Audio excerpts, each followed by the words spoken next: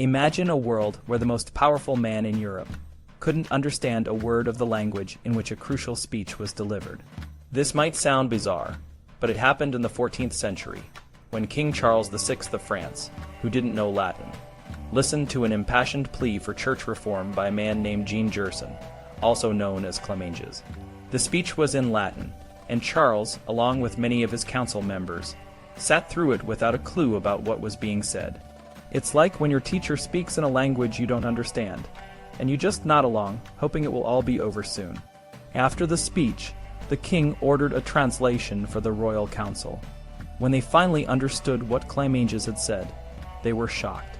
He had called for radical changes in the church, urging the end of the Great Schism, a period when there were two popes, each claiming to be the true leader of the Christian world. The king and his advisors were not happy. Governments often avoid making big changes, and at that time, the French court was more focused on politics, particularly on Louis of Orléans' efforts to gain control in Italy.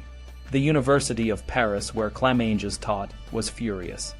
They saw the king's indifference as a slap in the face. In response, they did something drastic. They went on strike. They stopped teaching, just like how you might refuse to do homework if you feel your teacher is being unfair. This strike was not just a protest. It had real consequences. Many foreign students left Paris, and the city's reputation as a center of learning was damaged.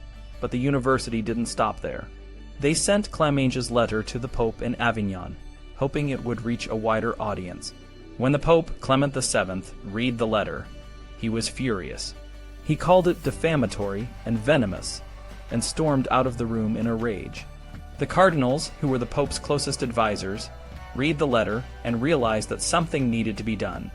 They advised the Pope to consider the university's proposals, but the Pope was too angry to listen. Within days, he died of a heart attack, or as some said, from profound chagrin. The news of the Pope's death reached Paris 6 days later. This was a moment of opportunity. If the cardinals could be persuaded to delay the election of a new Pope, there was a chance to reunite the Church without a general council, which could be messy and violent. The royal council sent a message to the cardinals, urging them to wait for a special letter from the King of France. But the cardinals, led by Cardinal de Luna, were already in a hurry. They decided to proceed with the election, and promised to resign if a majority of cardinals asked them to do so. On September 28, 1394, Cardinal de Luna was elected as the new pope and took the name Benedict XIII. He promised to work for the reunification of the Church, and even said he would abdicate if necessary. But once he was on the papal throne, his promises began to fade. The responsibility of being pope changed him, and he became more interested in maintaining his position than in ending the schism. Meanwhile, in Italy, a different kind of battle was being fought. Enguerrand de Coucy, a French nobleman, was leading a campaign to gain control of Genoa on behalf of Louis of Orléans. Genoa was a city in turmoil, with noble families vying for power and the common people struggling to maintain order.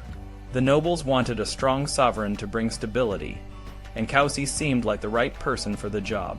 He had a reputation for being both a skilled military leader and a shrewd negotiator. Coucy set up his base in Asti, a city that belonged to Louis of Orléans through his wife's dowry. He brought with him a small but elite force of French knights and archers, along with a large contingent of Italian and Gascon mercenaries. His strategy was to negotiate with local lords and towns, offering them protection and financial incentives in exchange for their allegiance. He was careful not to trust anyone too much, especially the Genoese, who had a history of betrayal. One of the key territories Coucy needed to secure was Savona, a city that had rebelled against the Doge. He negotiated with the surrounding lords and paid them to allow his forces to pass through their lands.